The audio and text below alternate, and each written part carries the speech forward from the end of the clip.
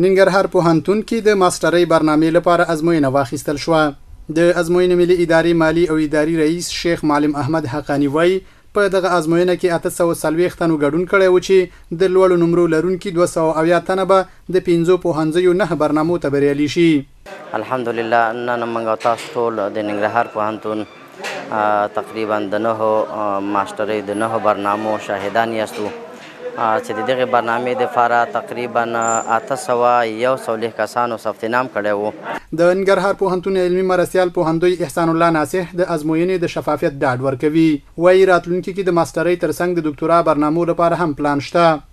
280 سیټونو د لاسته راوړلو لپاره د 840 نفر په خپل منځ کې سیالي کوي او تر ټولو لوړو نمرو اخیستونکي کسان به ان شاء الله او د لوړو نمرو اخیستونکو نمایندان به په ډیر زیات شفافیت سره دغه کسان خپلو هغو ارمانونو او هیلو ته رسیږي چې غواړي په ننګرهار پوهنتون کې فوق لیسانس په برنامو کې موږ سره ماسترۍ ترسره کړي او تخصص ترلاسه کړي.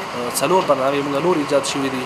امید هم دا دی چې په دغه 1403 کال کې هغې دپاره هم د کانکور ازموینه والو تر څو پورې هغې د پی ایچ ډي برنامو ته او د ماسترۍ برنامې ته موږ جذب ولرو. په ټوله کې واک ته د اسلامي امارت پر رسیدو سره د هیواد په بیلابیلو پوهنتونونو کې د ماسترۍ او دکتورا برنامې زیاتې شوي چې د علمي کادرونو په روزنه کې مهمه ونډه لرلی شي.